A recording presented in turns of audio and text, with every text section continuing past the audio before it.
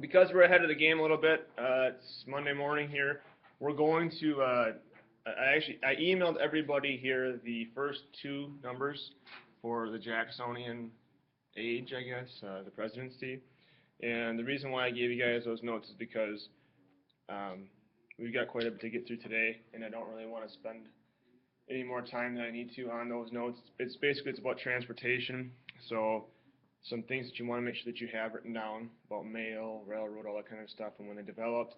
There's also some information about infrastructure, about building for a town. So please make sure that you put those notes into your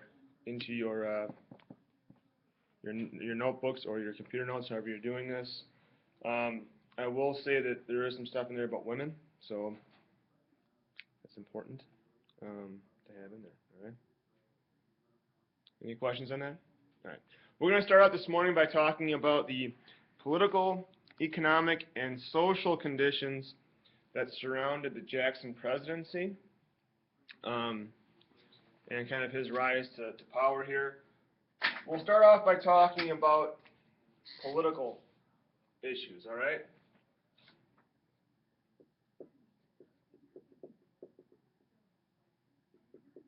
First one here is you have to realize that when Jackson kind of rises to power, there were many Americans, many people who were excluded.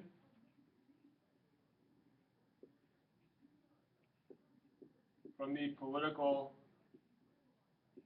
landscape here. There was white male property owners were the only ones who had a chance to vote. There were no women who voted, no blacks voted. So I have written down here that women, just to hammer it home, are disenfranchised.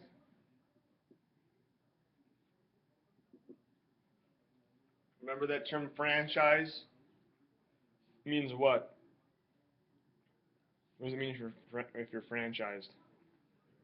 Doesn't mean that the team has to pay you the average of the top 5 players. It means the right to vote, right?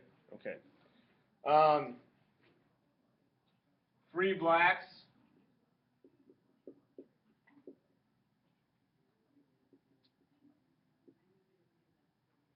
Were disenfranchised as well.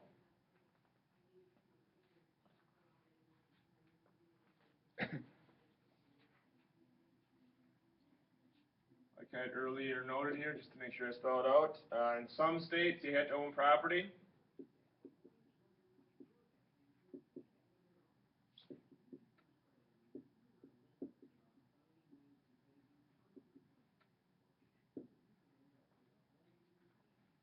Also, when it came to nominating the president, it was left up to King Caucus, meaning basically there wasn't a whole lot of the common man's involvement in the process. It was left up to these big political bosses who would help to nominate the president within each city.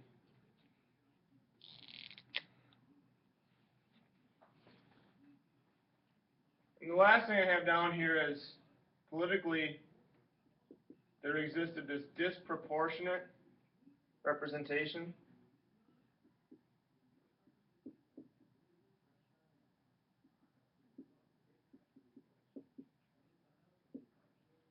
What do you think that means? Disproportionate representation.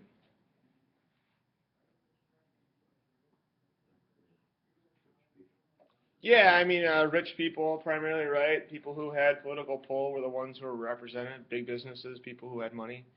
Do you think that still exists today? Jack's shaking his head. Yeah, I think so, to a certain degree. You don't see too many poor people running for Congress and winning, right? You need to have money, right? And so you need to have some type of monetary backing. The old door-to-door shaking hands, kissing babies thing doesn't really work so much today, especially if somebody else can buy radio time, ad time, all that kind of good stuff. So, all right. So that's the kind of the political landscape that surrounds Mr. Andrew Jackson. Let's talk about the economic background here of Andrew Jackson. Actually, I'll use green because economics, money, green.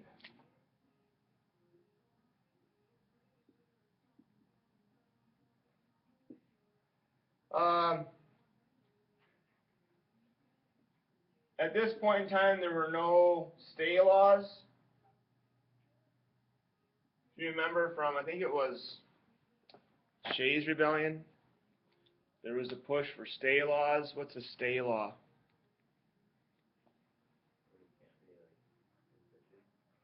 You can't be convicted for what? Or sent to prison for what? Debt, right? Very good. There was oppressed urban workers. And of course, what did they want? What do people who work in a factory want during this time? Or start to have the desire for? Jordan, do you remember? Okay, so protection laws. What can help them to achieve those protection laws? A formation of a union, right? Very good. There's also unfair tax laws.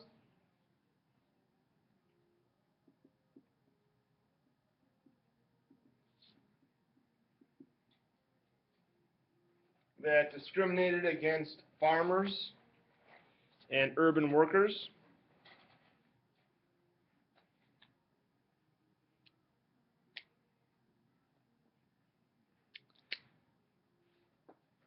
For many people, land was unattainable in the U.S.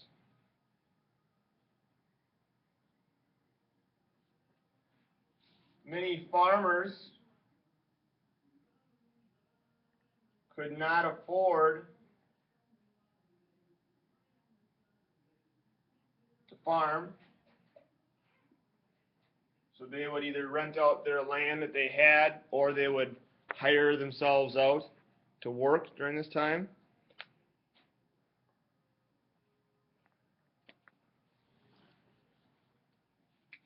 And of course, we have limited capitalist opportunities, meaning we have, Laura Lee, are you okay? How cold were you out there? I'm sorry. All right. Well, you can catch up here. The market economy had limited opportunities for small and expectant capitalists, people who were trying to get up and start a business. And this is primarily because a lot of the big capitalists had monopolies, all right?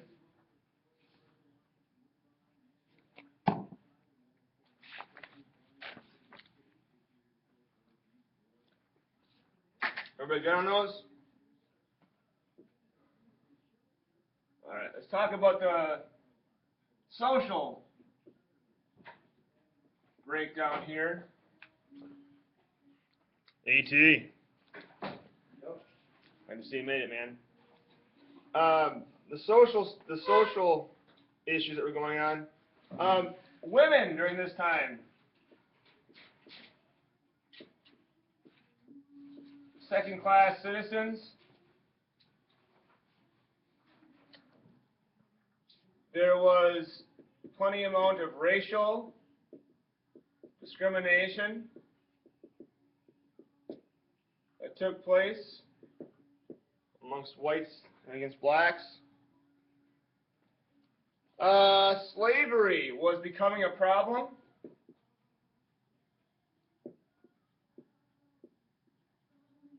We've got the case of Denmark Vesey's insurrection. Denmark Vesey, V-E-S-E-Y. His insurrection in 1822. And of course, if you were in my AP summer boot camp, we read about whom in 1834. Or 1831. Nat Turner, right? Fires of Jubilee.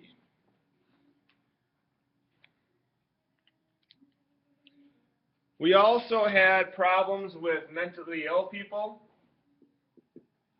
inhumane treatment.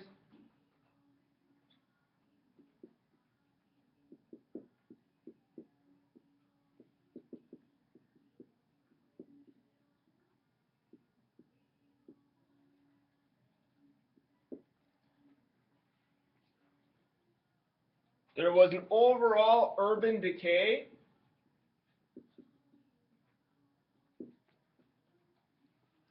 We sometimes look at the 1950s and see that move to the suburbs as being an urban decay as well, right? But this is already happening during this time period. There were problems with poor housing, sanitation, crime, and disease. So poor housing, sanitation, crime, and disease.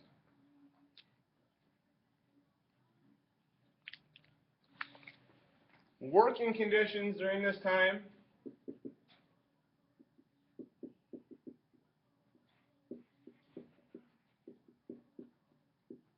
Were unsafe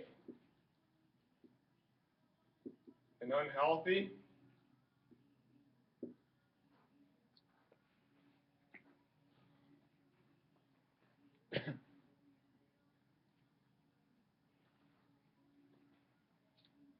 There was limited or no public education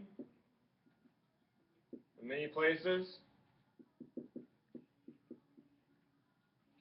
And of course, as all of you remember, when we studied the South and the northern colonies and the middle colonies, the southern colonies, it wasn't very common to have public education because they were so spread out, right? The aristocracy was so spread out. And of course, we talk about everything as an aristocracy in the South. In actuality, the number of people who own those big slaves is a small percentage, right? There was still a lot of farmers, but they were all spread out throughout the course of the South.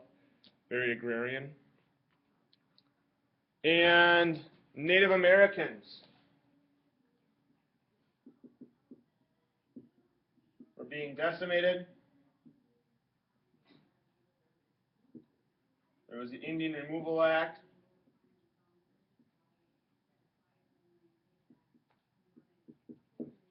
That took place during this time.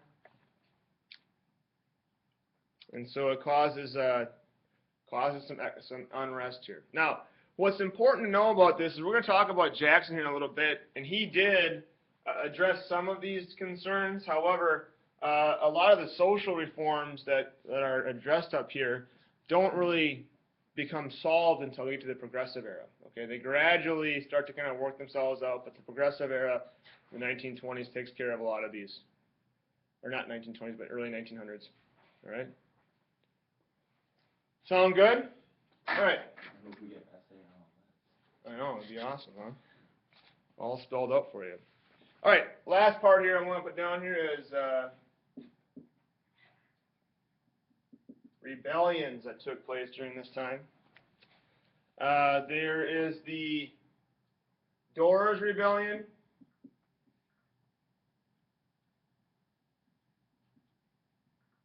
Which took place in Rhode Island with the election of the governor, and the anti-renters movement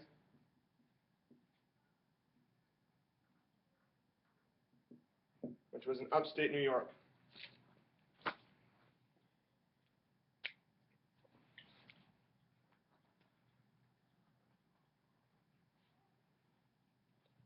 We're good? Everybody got it?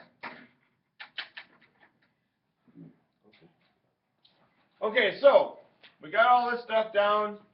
Now let's talk about Jacksonian Democracy.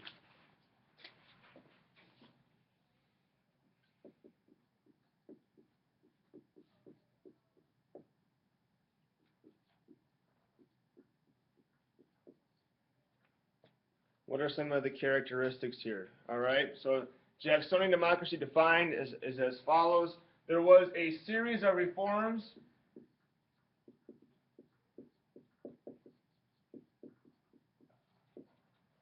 These reforms included altering the federal government and essentially bringing the vote to people. White universal suffrage, right? Universal male suffrage, I should say. We see Andrew Jackson and the Democratic Party run the country. He steps in and kind of takes over, very strong executive.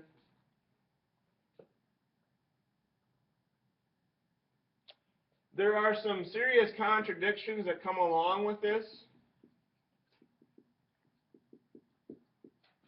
This idea of expanding political powers to people. And those contradictions are in the form of, this is a period in which slavery was expanded to some areas, and of course there was a horrible treatment of Native Americans at the time. Jackson, if you remember the political cartoon, I'm going to have a hard time saying this word so early in the morning.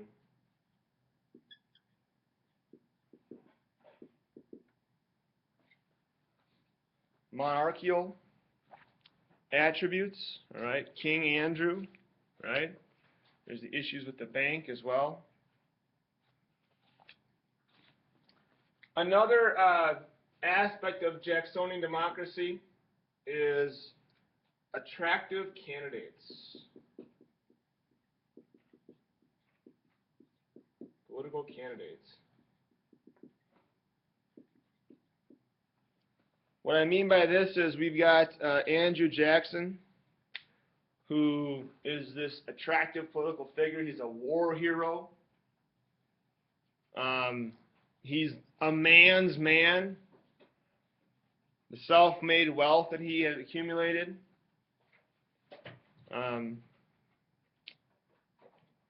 He is a Westerner, known as Old Hickory, and a man of the people.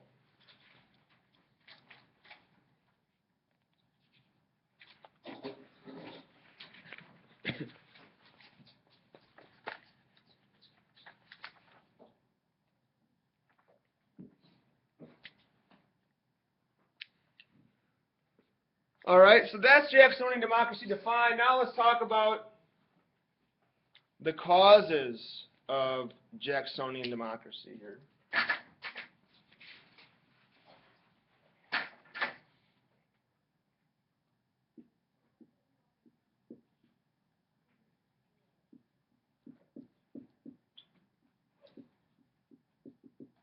What helped us to take off? There was a economic shift that was taking place at the time. Plus, there was no longer a belief that the aristocracy should rule. People had taken issue to these rich people kind of running the roost here. So the first thing I have here is economic and social changes that cause this.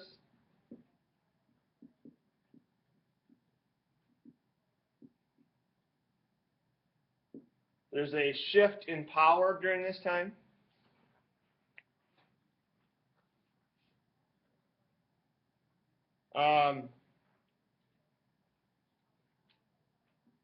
Transportation, and this is what I emailed you guys, right? Transportation and immigration.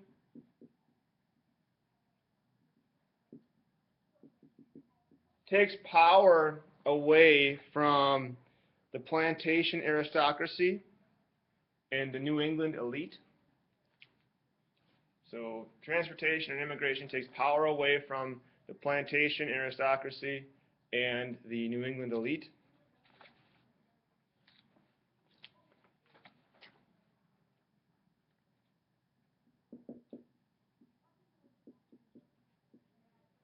One of the economic shifts is that cotton kind of increases its power in the Southern economy.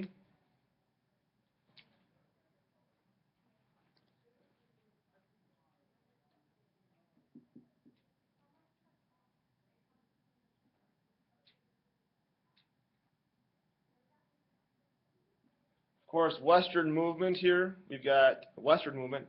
We've got stories of taking Native American and Hispanic land as well during this time period. Some of the social shifts here.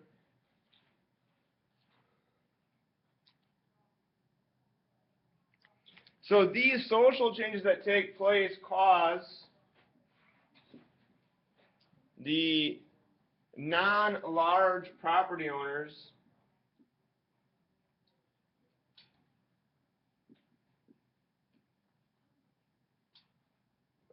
they get worried. And they feel that the immigrants and slaveholding Southerners, as well as these Westerners, they're nervous that they will be abused by growing capitalists.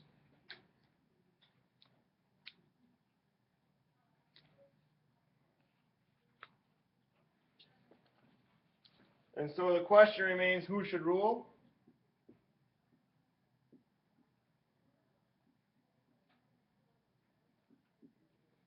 We've got questions about, should it be the old aristocracy? Should it be the new wealthy citizens that have been made during this time? Or should it be a majority of other whites? Okay?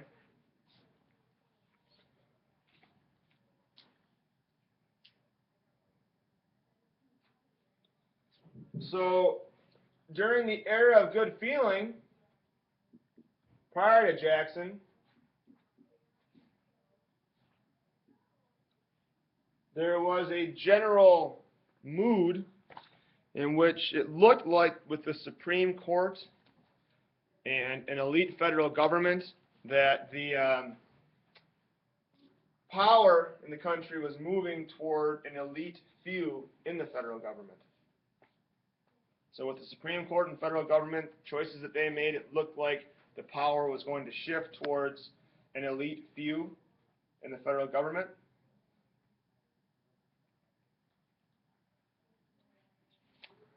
Remember, during this time, on the Jackson era here, prior to Jackson, we have the proposed American system, which is proposed by Henry Clay. It's his idea.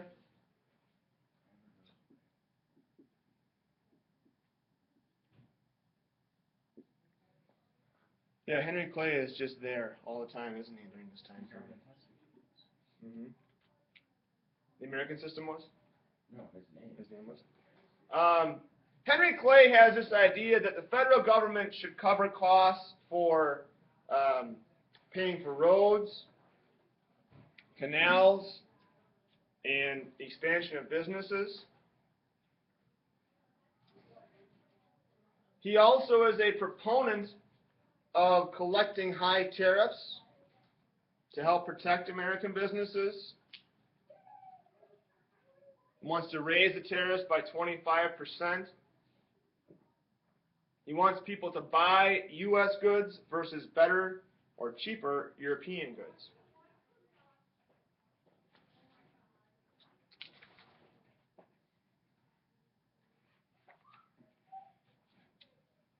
Now, does the American system go through? Anybody? No, it doesn't, right? And so we do, however, see some reforms during this time period.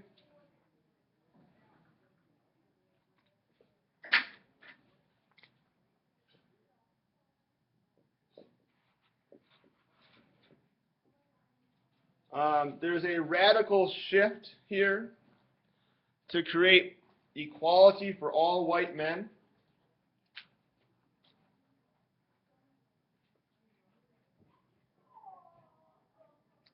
There's this desire to take money and take power from the moneyed elite. and essentially ignore class when it comes to political power. And that, of course, is called meritocracy.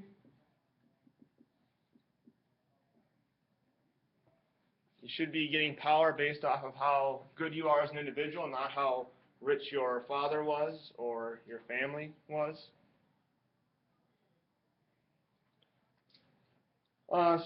Some examples here of this meritocracy. We have political examples.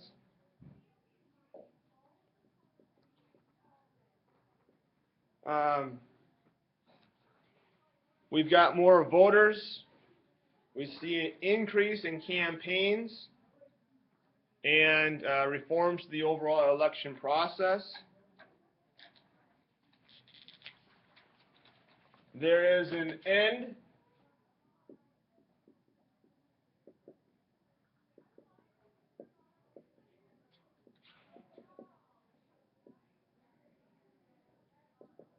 to state property requirements to vote.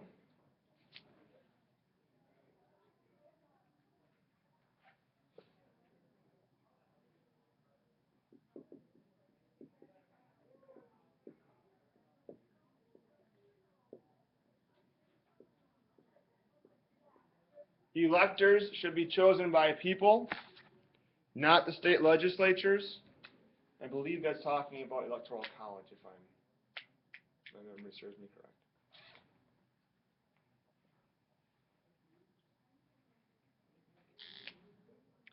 There's also a general shift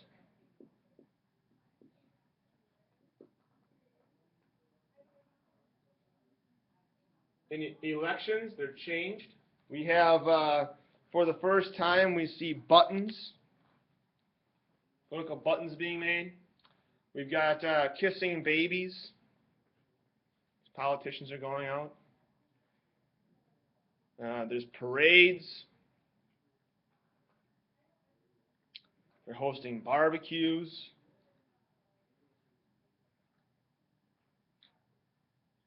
They're giving away free drinks. Of course, when Jackson was elected president, he opened up the White House, and they basically got everybody out by taking the spiked punch and moving it out to the lawn, so that way the drunks would gravitate out of the White House. They did quite a bit of damage to his election night. There was also smear campaigns during this time.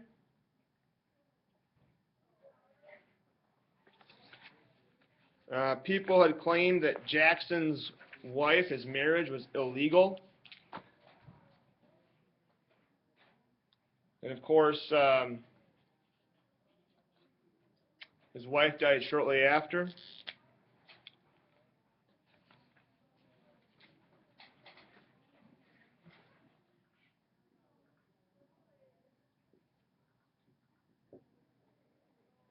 There's also the spoils system that comes about with Jackson's presidency.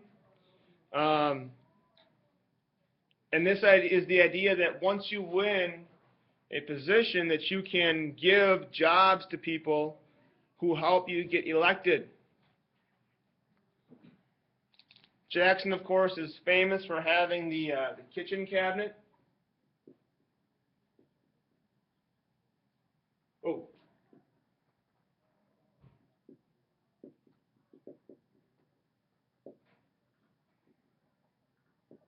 Which, of course, is comprised of some old friends, people involved in newspapers. There was an overall increase in executive power.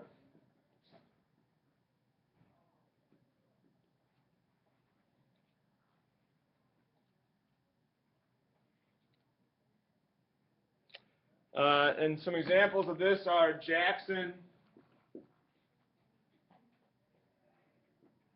ignores Supreme Court.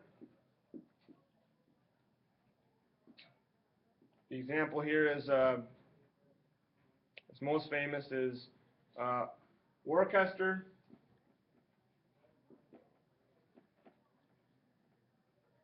versus Georgia, where we have the Indian Removal Act or taking land from the Cherokee is ruled to be unconstitutional. Jackson still continues on with his Indian removal policies.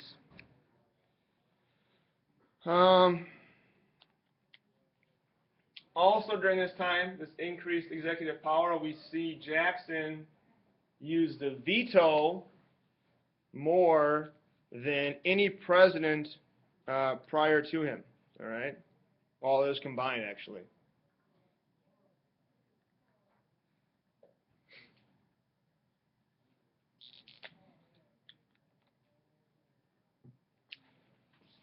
We'll talk about. Boy, we're getting through this pretty quick. This is good. Let's go ahead and push through and get economic done too as well here, right? Economic changes.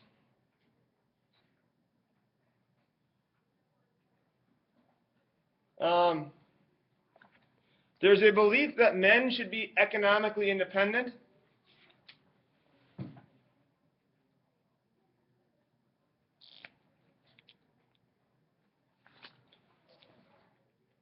Jackson makes some people mad. Southerners here.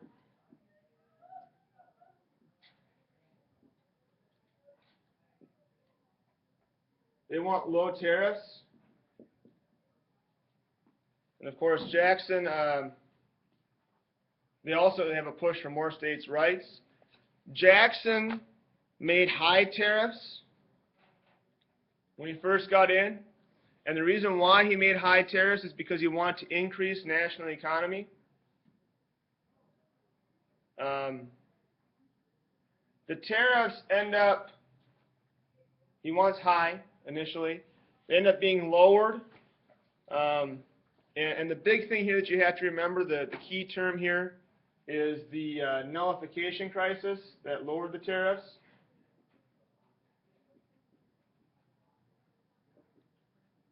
That kind of led to it. This was his VP at one time, Calhoun, in 1828. Very similar to what resolutions of two states that took place. Yeah, Craig? Virginia, Kentucky resolutions, right? The idea, the same concept, that compact theory, that if somebody's doing something that you feel is not right, then you have the power to take that power away from them. Remember, at this time, we have the tariff of abominations.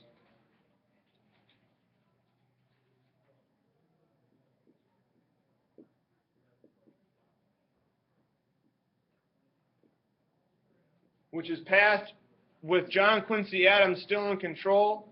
The Democrats are playing a game of chicken here with him, and the Jacksonian Democrats, and of course he ends up passing this tariff of abominations. It essentially, it's set up to make Adams look bad because he wants higher tariffs, and so they propose this astronomically high set of tariff rates, and Adams ends up signing it into law, and so it's a political backfire that Jackson now has to deal with.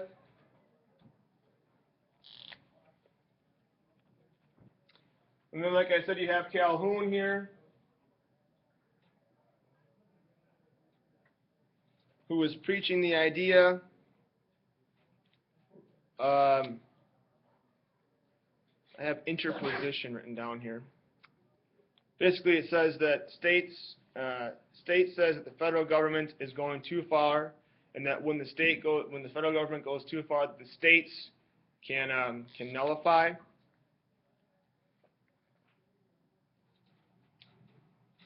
We also have issues with Westerners during this time. Westerners are in favor of cheap land and relief from debt collectors, I should say, and bans.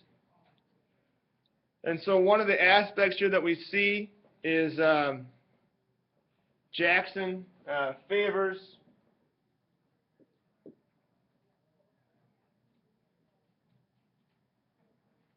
getting rid of the vetoing the Second National Bank.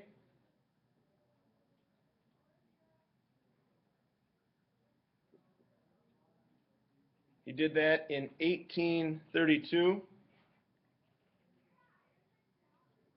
And he was in favor of pet banks instead, that were small private banks.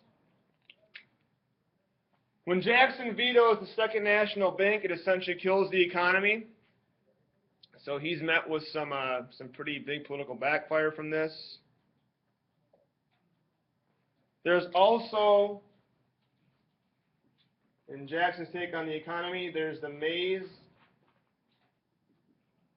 Maysville Road veto, which takes place in 1830.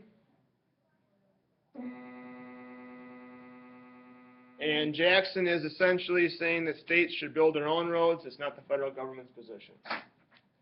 That's a lot here, folks. This is a good board here for the morning. All right. Basically means that we've got fewer things we have to get through today, which is okay because I have to explain what I'm going to do tomorrow because it'll be a little bit different. All right. Nice job.